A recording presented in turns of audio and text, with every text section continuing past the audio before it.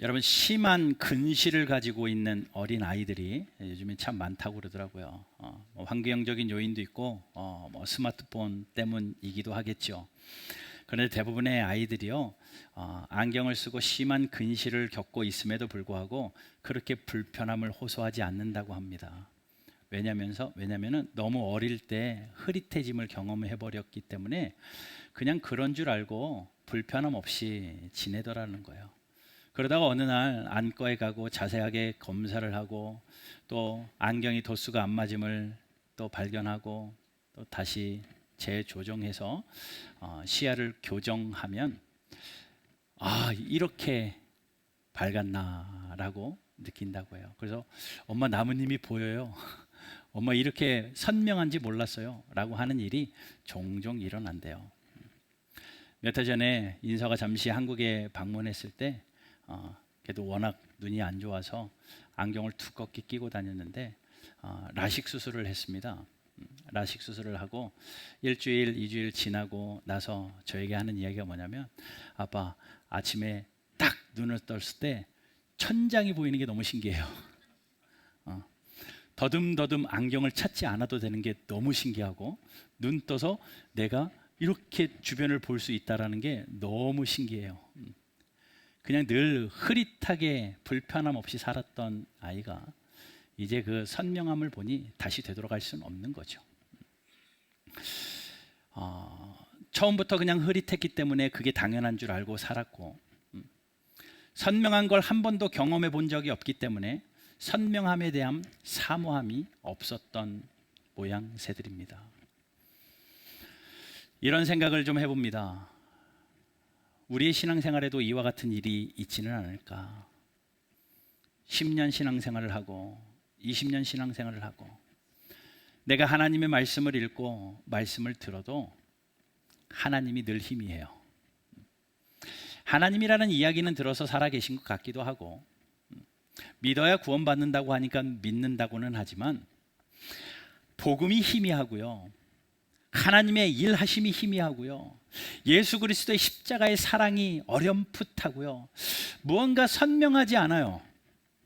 그럼에도 불구하고 그 어린 아이들과 같이 불편함이 없다라는 겁니다. 다 그런가 보다. 하나님은 그냥 그렇게 두리뭉실하게 그냥 선명하지 않고 흐릿한 하나님이신가 보다. 어떻게 내가 그 하나님을 선명하게 뵐 수 있을까? 그런 사모함이 없이 그냥 정상이라고 생각하고 10년, 20년, 30년, 40년 익숙하게 지나버리더라는 겁니다. 그러면서 이런 착각을 하는 거죠. 언젠가는 되겠지. 시간이 지나면 언젠가는 하나님을 밝히 배울 날도 있을 것이고, 시간이 지나면 내가 이렇게 교회 문턱을 밟다 보면 언젠가는 그럴 날도 오겠지 라고 막연한 내일로 미뤄버리는 모습들이 우리에게 대부분입니다. 예, 맞아요. 어느 순간에 하나님께서 그렇게 일하시기도 하겠죠. 점차 그렇게 일하시기도 하겠죠. 그런데 그렇지 않습니다. 하나님께서는 하나님의 사람들에게 관심이 있으셔요. 하나님의 형상대로 창조한 인간들이, 보시기에 심히 좋도록 창조하신 인간들이 이 땅에서 살 때에 하나님의 최대 관심사가 뭔 줄 아십니까? 하나님이 여러분들을 향하여 가장 관심을 갖는 게 뭔 줄 아십니까? 여러분들이 무슨 일을 하는지 사실은 하나님은 그렇게 최대 관심사는 아닙니다. 여러분들이 어디에 살고 또 얼마나 재산을 모으고 얼마나 주변에 많은 사람들과 친하게 지내고 행복하게 지내는지, 하나님은 그것은 첫 번째 관심사는 아니에요. 하나님이 여러분들을 향한 첫 번째 관심사가 뭘 것 같아요? 나를 창조하신 창조주 하나님이 피조물된 우리를 향하여 가지고 계시는 최고의 관심사가 뭘 것 같습니까? 딱 하나입니다. 얼마나 예수님 닮아가느냐, 얼마나 예수님 닮아져서 거룩해지느냐, 작년보다 올해 얼마나 예수님을 닮아가고 얼마나 자라갔는가, 작년보다 올해는 얼마나 더 거룩한 삶으로 하나님 앞에 영광 돌리는, 이게 하나님의 최대 관심사라는 겁니다. 데살로니가전서 4장 3절 말씀에 이렇게 기록되어 있습니다. 하나님의 뜻은 이것이니 너희의 거룩함이니라. 예, 하나님의 뜻은 우리가 구별되어 하나님의 성도로 사는 그 모습, 하나님이 가장 관심사예요. 또 로마서 8장 23절에도 29절에도 이렇게 말합니다. 하나님은 미리 아신 자들을 또한 그 아들의 형상을 본받게 하기 위하여 미리 정하셨대요. 우리를 미리 예정하셔서 하나님의 자녀로 삼기로 작정하셨답니다. 왜요? 하나님 그 아들 예수 그리스도의 형상을 본받게 하기 위하여. 그러니 우리는요, 하나님의 최대 관심사 아래 있는 사람들인데, 어떤 관심사? 얼마나 예수님을 닮아가느냐, 얼마나 하나님을 선명하게 믿느냐, 이것이 하나님의 가장 큰 관심사입니다. 그래서 그렇게 말하죠. 에베소 4장 15절에 오직 사랑 안에서 참된 것을 하여 범사에 그에게까지 자랄지라 권면합니다. 계속 자라가는 겁니다. 그는 머리니 곧 그리스도라. 예수님처럼 닮아가고 예수님처럼 생각하고 말하고 행동하는 그것이 하나님의 최대 관심사예요. 흐릿하게 사는 게 하나님의 관심사가 아닙니다.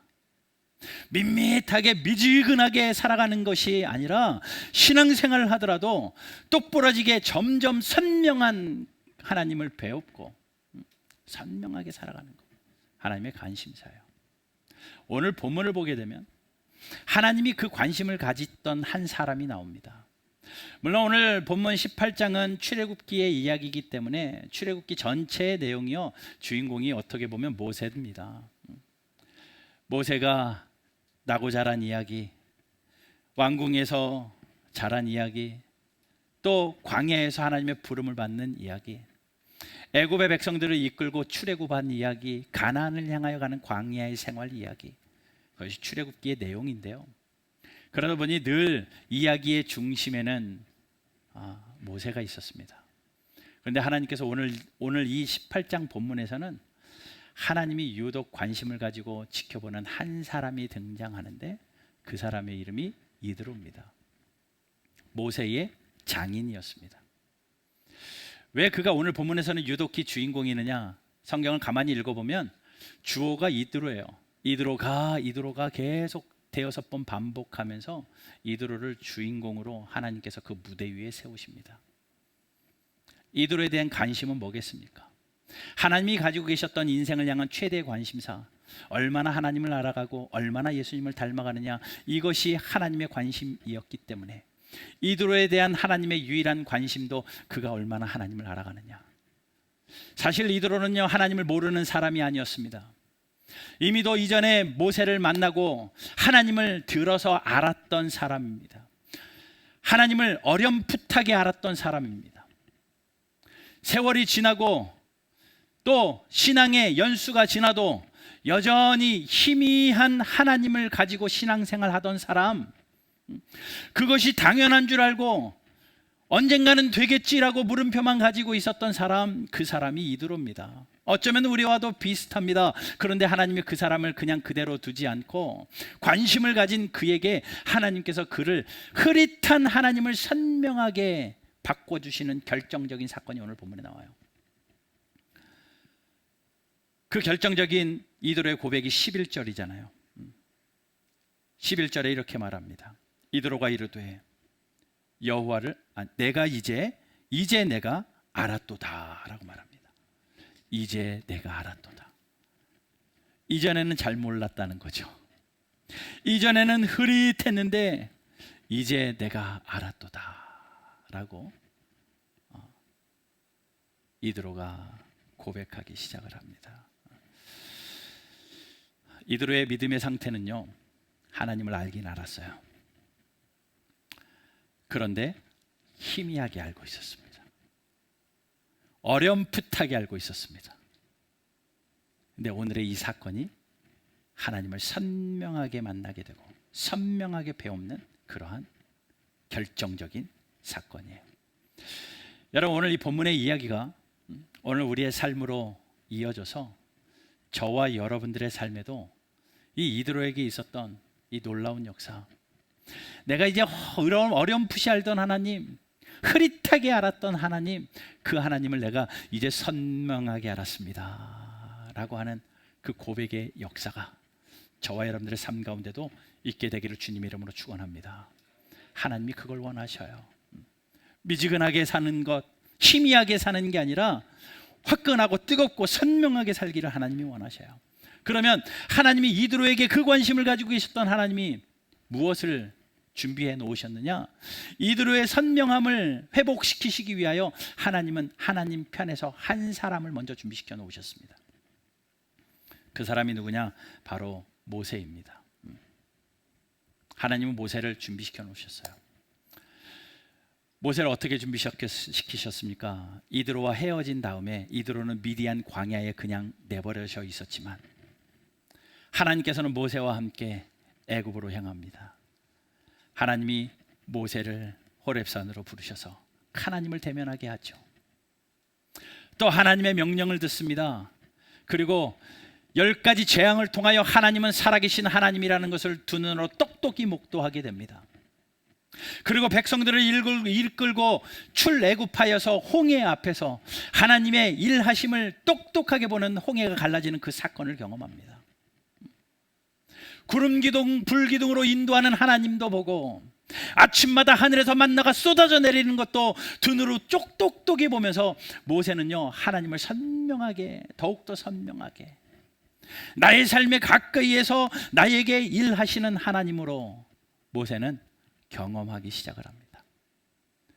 그렇게 경험되어진 모세를 하나님이 한편에 준비시켜 놓으셨다가 이제 이드로에게 관심을 주셔서 그를 다시 선명하게 하나님을 알게 되는 하나님의 백성으로 세우시기 위하여 모세와 이드로의 만남을 하나님이 계획하시는 거죠. 오늘 본문 보면 이드로가 모세의 아내 십보라와 그 두 아들 게르솜과 엘리에셀을 데리고 이드로가 모세를 만나는 그 장면이 오늘 본문에 기록되어 있어요. 2절 보세요. 모세의 장인 이드로가 모세가 돌려보냈던 그의 아내 십보라와 그의 두 아들을 데리고 왔으니 하나는 게르솜이고 하나는 엘리에셀이었다라고 이야기합니다. 데리고 와서 이제 모세와 만납니다. 이 가족이니까 당연히 만날 수 있는 것 아니에요? 하나님이 허락하시지 않으면 만날 수 없습니다. 우연한 만남 아닙니까? 아니요, 하나님이 다 계획하신 만남입니다. 가족 상봉이 아니라 그들에게는 가족 상봉일 수 있지만 하나님께서는 이드로의 그 영적인 시선을 선명하게 하기 위하여 이 모세와의 만남을 미리 계획해 놓으시고 오늘 그 밤에 그들이 만나게 하셨습니다. 여러분, 그러니까 이 모세는 이드로의 그 신앙의 회복을 위하여 준비시켜 놓으신 하나님의 도구였습니다. 이드로는 이 모세를 만나 비록 사위이기는 하지만 손 아랫 사람이기는 하지만 그를 통하여서 하나님을 선명하게 보고 내가 이제야 알았다라고 고백하는 그 고백을 하게 되는 거죠. 여러분, 초등학교 다닐 때 과학 시간 있었잖아요. 음악 시간이 되면 음악 교실로 가서 노래 부르고 음악을 배웠던, 또 미술 시간이면 미술실로 갔던 그 기억이 있습니다. 과학 시간이 되면 여지없이 과학실로 갔죠. 뭐 요즘에는 그러지 않을지도 모르겠어요. 가면 막 해부돼 있는 사람의 모습, 막 이런저런 사진들, 뭐 달 모양, 뭐 개구리 해부되는 거, 그 여러 가지 실험 기구들 막 놓여져 있습니다. 현미경 같은 건 너무 비싸기 때문에 선생님이 쳐다만 보게 했죠. 동그란 테이블에 앉아가지고 수업을 하다가 어느 날 선생님이 현미경을 갖다 놓고 손대지 말고 하나씩 들여다보라고 이야기를 합니다. 처음 경험을 하는 겁니다. 눈을 갖다 댑니다. 흐릿하니 아무것도 보이지 않아요. 그런데 선생님이 가까이 오더니 뭘 돌리면서 만지기 시작을 해요. 초점을 맞춰주는 겁니다. 돌리면서 맞춰주니까 그 현미경을 조작할 줄 아는 선생님이 맞춰주니까 그 안에 신기한 게 보이기 시작하더라고요. 너무나도 자세하게 보이기 시작하더라고요. 지구를 보겠다고 망원경을 가지고 우주에 있는 달을 보겠다고 이렇게 들여다봤는데 희미하게 보이지 않다가도 초점을 맞추니까 그 초점 링을 돌리고 나니까 초점이 맞아서 어느 정도 선명하게 보이는 것을 경험합니다. 예, 우리가 그 하나님을, 흐릿한 하나님을 선명하게 배울 수 없기 때문에 하나님께서는 나의 초점을 맞춰줄 그 한 사람을 미리 준비시키셨어요. 이드로에게 모세를 준비시켜 놓으셨던 것처럼 저와 여러분들에게도 하나님께서 그러한 사람들을 준비시켜 놓으셨다라는 겁니다. 성경의 이야기를 보면 다 이 만남의 이야기입니다. 하나님의 사람들이 하나님이 만드신 그 만남을 통하여서 서로에게 하나님이 전달되어지고 하나님을 선명하게 보는 그런 사건의 이야기들이 성경에 즐비합니다. 그리고 나서 모두 다 고백하는 거죠. 아하, 하나님을 이제 알았습니다. 이제 알았습니다. 그 만남을 통하여 하나님의 일들이 엄청나게 일어나는 일들은 성경에 너무나도 많이 있죠. 하나님께서 베드로를 미리도 준비시켜 놓으셨습니다. 그리고 하나님이 고넬료를 만나게 하시죠.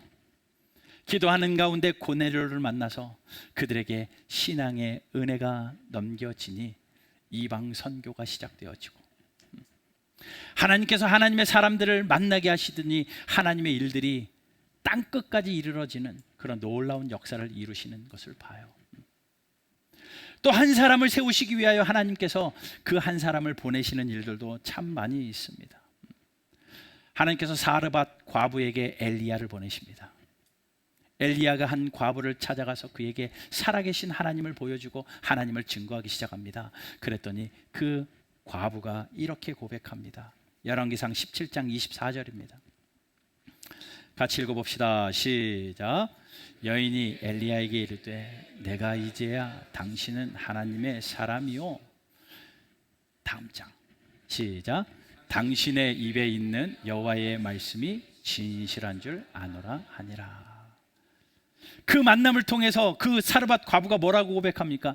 당신은 이제야 하나님의 사람인 줄 알았습니다. 하나님의 살아계신 말씀이 진실한 줄 내가 이제야 알았습니다. 이 만남을 통하여 이런 고백이 터져 나오는 거예요. 선명해진 거죠. 욥도 그런 고백을 하잖아요. 욥기의 맨 마지막 부분에 그렇게 고백합니다. 내가 이 귀로만 들었던 하나님, 소문으로만 들었던 하나님, 내가 이제는 그 하나님을 눈으로 배웁나이다 라고 이야기합니다. 마치 그러한 것과 같이 오늘 이드로도 너무나도 희미하게 흐릿하게 광야에서 경험했던 하나님을 내가 오늘 이제야 알았습니다 라고 이 고백이 이 만남을 통하여 이루어져요. 그럼 이 만남을 통하여서 그냥 전달되었느냐? 아니요, 한 사건 때문에 그렇습니다. 만나서 절을 하고 인사를 하고 방으로 들어가죠. 7절 보세요. 모세가 나가서 그의 장인을 맞아 절하고 그에게 입을 맞추고 그들이 서로 문안하고 함께 장막에 들어가서 뭐예요? 들어가서 인간적인 만남의 즐거움을 나누는 게 아니라 8절 보니까 모세가 여호와께서 이스라엘을 위하여 바로와 애굽 사람에게 행하신 모든 일과 하나님이 우리에게 하셨던 내가 보았던 선명한 것들을 다 이야기하기 시작을 하는 겁니다. 길에서 그들이 당한 모든 고난과 여호와께서 그들을 구원하신 일을 다 그 장인에게 말하며 전부 다 하나도 빼놓지 않고 하나님의 일하심을 전부 다 누구에게? 장인인 이드로에게 전부 다 말하기 시작을 합니다. 이 말씀이 전달되어지고 나니 그 말씀이 전달되어지고 나니 하나님이 또렷해지는 거예요. 하나님이 선명해지는 겁니다. 여러분, 신앙생활 오래 한다고 교회 문턱 오래 밟았다고 하나님이 선명해지는 게 아니라 하나님의 말씀이 전달되어지고 살아계신 하나님의 말씀이 우리의 마음에 새겨질 때 하나님이 점점 선명해지는 거예요. 선명해지는 겁니다. 하나님의 그 선명하심을 경험한 사람들, 그 뜨거움을 경험한 사람들, 그 사람들은 하나같이 반응이 있더라고요. 오늘 이드로도 이렇게 반응합니다. 11절 다시 한번 봅시다. 이드로가 이제 내가 알았도다. 여호와는 모든 신보다 크심으로 이스라엘에게 교만하게 행하는 그들을 이기셨도다 하고 모세의 장인 이드로가 번제물과 희생 제물을 하나님께 가져오매 아론과 이스라엘 모든 장로가 와서 모세의 장인과 함께 하나님 앞에서 떡을 먹으니라. 흐릿했던 하나님이 선명하여지고 미지근했던 그 신앙이 뜨거워지고 불확실했던 것이 확실해지자 열매가 나타납니다. 흐릿한 하나님을 선명하게 본 이드로가 벌떡 일어나더니 그의 손에 하나님 앞에 드릴 제물이 들려지기 시작을 합니다. 그리고 그의 무릎은 하나님 앞에 꿇기 시작하고 그의 삶은 예배자가 됩니다. 하나님을 선명하게 본 사람들은 이런 열매가 나타나요. 모세를 통하여 인생의 도움을 받았다더라, 나의 필요에 도움을 받았다더라, 그것이 아니라 모세를 통하여 하나님의 말씀을 전달받고 하나님의 살아계심을 간증을 들은 그 이드로는 이제 그의 마음이 뜨거워져서 내가 흐릿하게 봤던 하나님이 선명하여져서 그의 손에는 하나님 앞에 드릴 제물이 들려지고 그의 무릎은 하나님 앞에 꿇어지고 그의 삶이 예배자가 되더라라는 겁니다. 예, 하나님을 또렷하게 본 사람은 이런 헌신이 있습니다. 이런 헌신이 있어요. 얼마 전에 제가 유튜브를 보다가 이런 간증을 봤습니다. 사랑의 장기 기증 운동하는 그런 본부에서 만들어놨던 그러한 영상 같은데요. 어디 지방의 한 개척교회 목사님 딸이 각막을 잃은 거예요. 시력을 잃은 거예요. 점점 시력이 나빠지더니 마지막에는 시력이 사라져 버렸답니다. 그래서 각막 이식 수술을 한 거예요.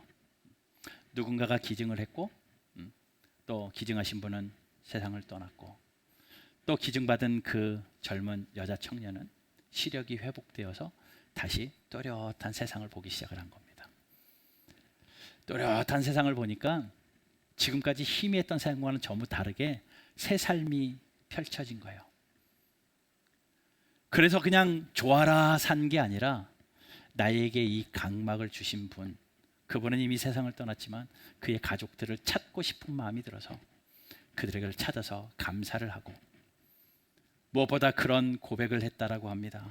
내가 이제 이 눈 가지고 어떻게 살아야 될까? 내가 보고 싶은 것만 보고 내 마음대로 볼 것만 아니고 나에게 다시 이 시력을 주었는데 내가 이 시선을 가지고 이 또렷한 눈을 가지고 어떻게 살까? 무엇을 하며 살까? 라고 고민하며 헌신하는 그러한 영상이었습니다. 예, 또렷한 시선을 다시 회복한 사람들은 이제 어떻게 살까? 이제 어떻게 살까? 고민하게 돼 있어요. 이드로도 하나님을 선명하게 보니 내가 이제 하나님을 예배하는 예배자로 살겠습니다. 손에 제물을 들고 하나님의 무릎을 꿇는 걸 봅니다.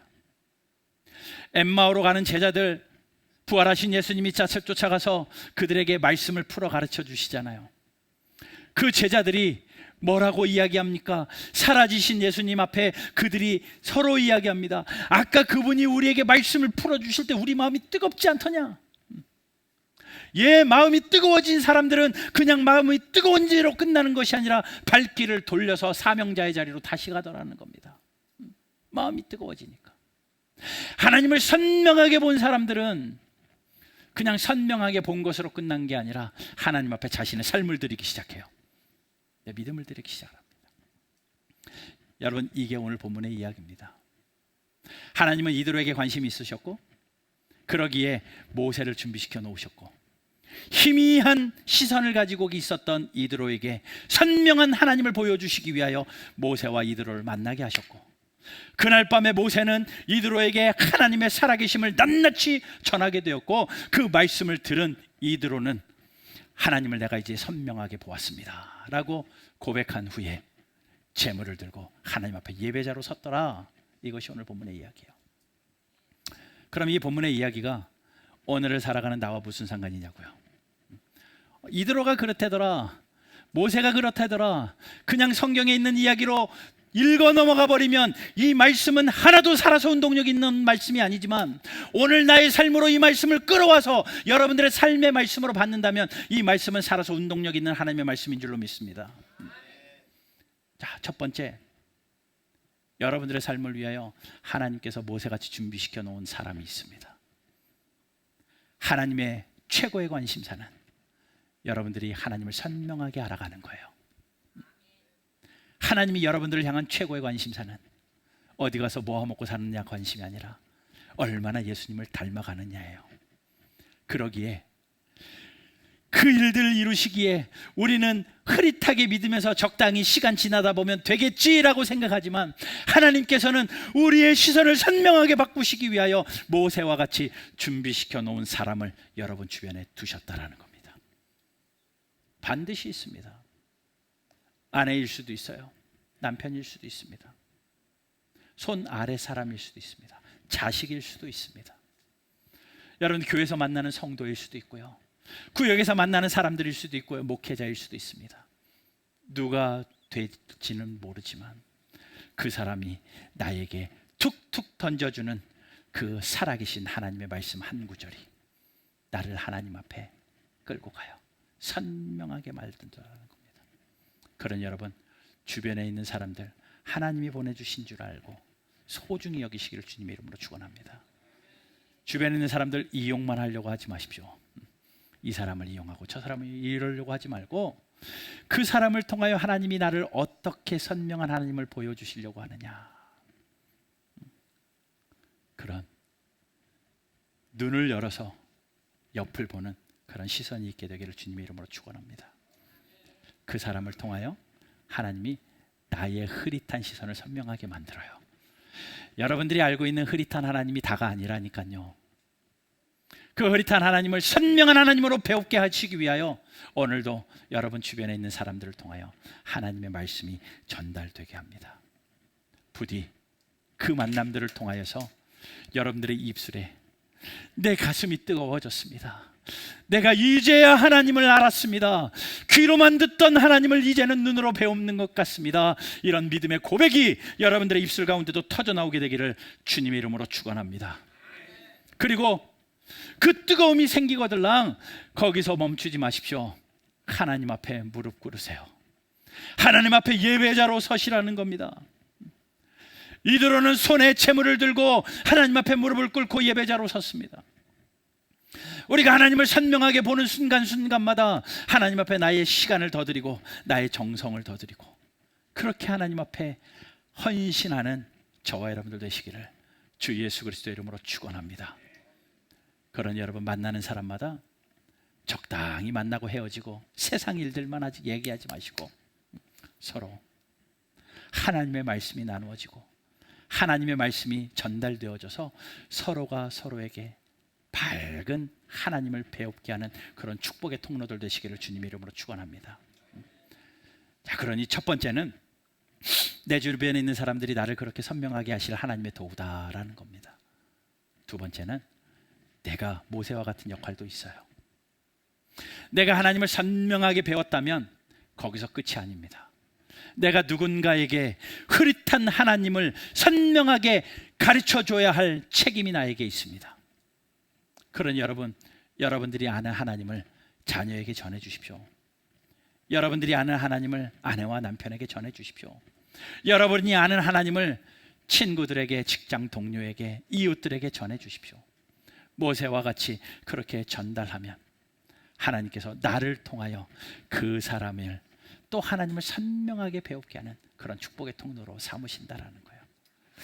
여기서 우리가 그런 생각합니다. 아유, 나는 아직 하나님이 선명하지 않아서, 나는 아직 흐릿하니까 누군가가 나에게 전달되어 주거들랑 내가 선명해지만 하겠습니다. 내일로 미루는 사람들이 아마도 대부분일 겁니다. 그러나 그렇지 않습니다. 내가 아는 하나님, 비록 흐릿해도 그 하나님을 내가 믿음으로 고백하며 전달하면 내 안에 그 하나님이 선명해져요. 그리고 그도 선명해지고. 여러분, 이것이 신앙생활이고요, 이것이 기쁨으로 신앙생활하는 방법입니다. 하나님이 날마다 선명해지면요, 하나님의 일하심이 날마다 확실하고 내 가슴이 날마다 뜨겁다면 그 신앙생활이 얼마나 복되고 즐거울까요? 밋밋한 것만큼 지루한 것 없고 미지근한 것만큼 토하고 싶은 것이 없을 텐데, 여러분, 우리 바른교회 모든 신앙인들은 하나님을 흐릿하게 보는 자들이 아니라 선명하게 보는 믿음의 사람들 되시기를 주님의 이름으로 축원합니다. 미지근한 신앙생활 이제 끝내고 뜨거운 가슴으로 신앙생활 하시길 바라고, 불확실한 채로 그냥 대충 신앙생활이 아니라 확실한 마음 가지고 하나님 앞에 우리의 믿음을 보여드리며 신앙생활하는 저와 여러분들 되시기를 주 예수 그리스도의 이름으로 축원합니다. 오늘 말씀의 제목이 흐릿함에서 선명함으로입니다. 이드로의 흐릿함이 선명함으로 바꾸셨던 사랑의 하나님, 그 사랑의 눈으로 지금도 살아계셔서 관심을 가지시고 우리를 바라보시는 하나님께서 우리를 이 말씀으로 인도하셔서 흐릿한 시선이 선명해지는 이 말씀의 시간들을 통하여서 하나님이 선명해지고, 우리의 예배의 시간들을 통하여 하나님이 선명해지고, 구역의 모임을 통하여서 하나님이 선명해지고, 여러분 개인적인 만남과 그 간증들을 통하여서 점점 하나님이 또렷하게 보이는 믿음의 사람들 되시기를 주 예수 그리스도의 이름으로 축원합니다.